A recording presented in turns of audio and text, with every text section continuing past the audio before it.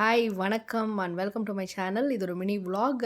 என்னாச்சுன்னா நைட்டோட நைட்டாக கிளம்பி எங்கள் அம்மா வீட்டுக்கு போயிட்டோம். ஏன் என்னன்றதை வீடியோ ஃபுல்லாக பாருங்கள், நான் சொல்லியிருக்கேன். என்னாச்சுன்னா டின்னர் முடிச்சுட்டு வீட்டுக்கு போயிடலாம் அப்படின்னோடனே என் புருஷன் வந்து விழுப்புரமில் இப்போ ட்ரெண்டிங்காக இருக்க ஒரு ஹோட்டல் கூப்பிட்டு போகிறேன் அப்படின்னு சொல்லிட்டு என்னை வந்து இந்த ஹோட்டல் ஜனனிக்கு வந்து கூப்பிட்டு வந்தாங்க. பார்சல் வாங்கிட்டு வந்து சாப்பிட்ருக்கோம். இதான் தடவை நான் அங்கே போய் நேரில் சாப்பிட்றேன். பார்த்தா வெளியிலே டேபிள் போட்டிருந்தாங்க. சரி காத்தோட்டமா உட்காந்துக்கலாம். ரோட் சைட் ஃபேஸிங் வேற. அப்படியே உட்காந்துட்டு ஆர்டர சொன்னா, நாங்க வந்து எப்பயும் நாங்க எங்க போனாலுமே வந்து முட்டை தோசை சொல்லுவோம். பரோட்டா ஃபர்ஸ்ட்டு ஸ்டார்ட்டரா வந்து பரோட்டா வைக்க சொல்லுவோம். எல்லா ஐட்டமும் வரதுக்கு லேட் ஆகும்ல. அதனால. அப்புறம் என் புருஷன் முட்டையில என்னென்ன வெரைட்டி இருக்கோ அதெல்லாம் அந்த கலக்கி, அரவேக்காடு அதெல்லாம் சொன்னாங்க. நான் வந்து கொத்து பரோட்டா, முட்டை தோசை. ஸ்பைஸ் லெவல் கொஞ்சம் அதிகமா இருந்த மாரி இருந்தது. காரமா இருந்த மாரி இருந்தது. பட் இந்த முட்டை தோசைக்கு இந்த கார சட்னி சூப்பரா இருந்துச்சு. ஏதோ புடிச்சிருக்கு. ஏதோ ஒரு விஷயம் கவர்ந்திருக்கு இளைஞர்கள. போய் சாப்பிடுங்க, என்ஜாய் பண்ணுங்க.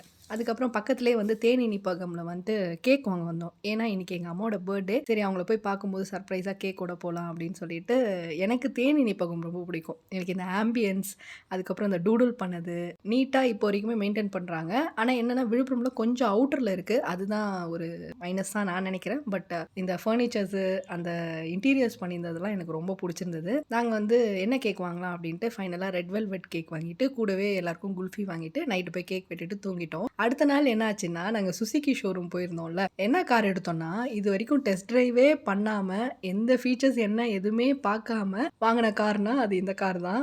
புக்கே பண்ணிட்டோம்.